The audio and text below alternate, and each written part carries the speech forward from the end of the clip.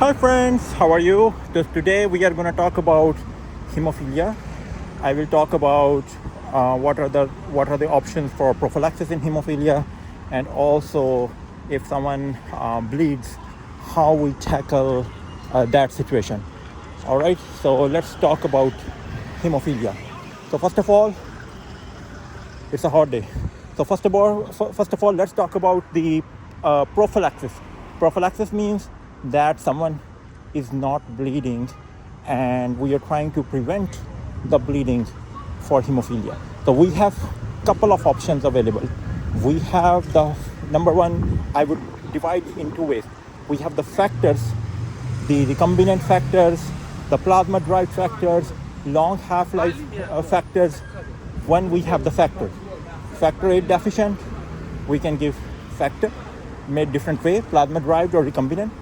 Same, hemophilia B, factor 9 deficient, we can give a factor 9. All right, the same, we can, of course, we can use the factor in acute bleeding, but can also be used. But of course, historically, they have been used and still used for the prophylaxis. One is the factor. Second option we have is the non-factor. We have the non-factor products. These things they are not factors, but we use it for prophylaxis. And these non-factor products, they are basically not used in acute bleeding. They are only used for prophylaxis. Okay, so we have factor, we have non-factor. Okay, now non-factor product only for prophylaxis. They are not going to be used at the time of acute bleeding. So for the non-factor, let's talk about the non-factor, which are only and only for prophylaxis. We have 4 options. Okay, we have 4 options.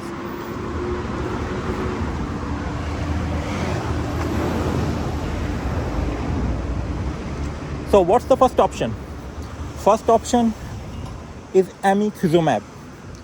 It's basically a bispecific antibody that unites, that basically attaches to factor 9A and factor 10.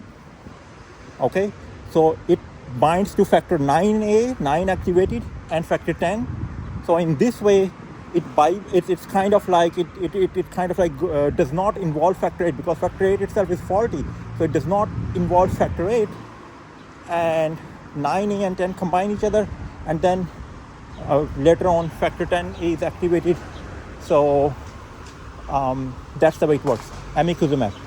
Now it needs factor 9 normal, right? It needs for this drug, factor 9 should be normal to work.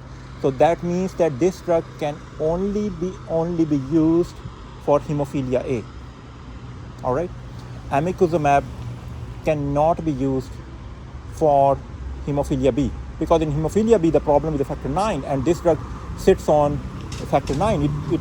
It binds one end of 9A and then 10, so it needs factor 9A to be normal, right? So it's for hemophilia A only.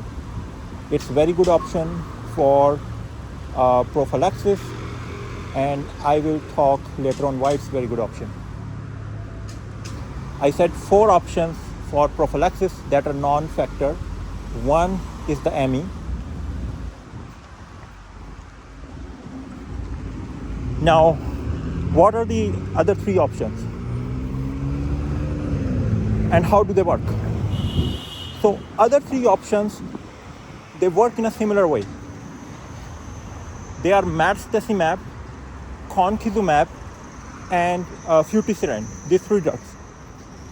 So basically the mechanism of action of these 3 drugs is this, that in a normal person, the coagulation cascade is counterbalanced by 3 mechanisms. One is antithrombin, like coagulation cascade, meaning normal person is this, it is going to clot the blood. So the counter-regulatory mechanisms, they say, no, we will not let the coagulation cascade superactivated. so that it doesn't keep on making the blood clots. So these are counter-regulatory mechanisms in a normal person. So there are three counter-regulatory mechanisms. One is the antithrombin. Antithrombin basically works various factors, inhibits various factors of intrinsic pathway. Then we have the tissue factor pathway inhibitor. Tissue factor pathway inhibitor primarily inhibits the extrinsic pathway, factor 7, and kind of like extrinsic pathway system. And then we have protein C and S, right? We know protein C activated inhibits factor 5 and 8. So in a normal person, we have these three counter-regulatory mechanisms. So then how we use these three newer products is this, that we try to inhibit the counter-regulatory mechanisms. So they are either like fluticillin, it's antithrombin inhibitor. So antithrombin will not be activated because coagulation cascade is weak, because hemophilia factor 8 or factor 9 is faulty, not working because of some issue, not present by birth or some inhibitor. So we kind of like say, okay, this coagulation cascade is weak.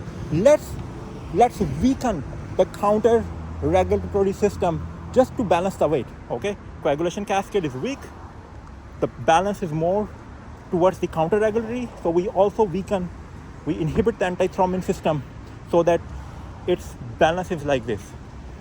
Okay, fluticillin is the new drug that inhibits antithrombin, and it can be used for both hemophilia A and B. Great option. Now the next two drugs, they are both tissue factor pathway inhibitor. As I told earlier, the tissue factor pathway is basically inhibits the extrinsic system, right? So now these drugs inhibits tissue factor pathway inhibitor. So now tissue factor pathway side is more activated. So the extrinsic system will eventually activate the factor 10A, and kind of like same way the balance, which was because the coagulation system was weak and counter-regulatory mechanisms were more activated. So we inhibited the tissue factor pathway so that the balance is kind of like stable. So marstacimab and concizumab, they are two drugs that are tissue factor pathway inhibitor. Again, these drugs can be used for both hemophilia A and hemophilia B. Okay, so that point clear. So we started from factor. We talked about non-factor products. Non-factor products are 4. AMI, bispecific antibody, works only for hemophilia A, is not good for hemophilia B. Then we have antithrombin inhibitor, fluticillin. We have tissue factor pathway inhibitor, concizumab, marstacimab. Okay, I hope this point is clear. Okay.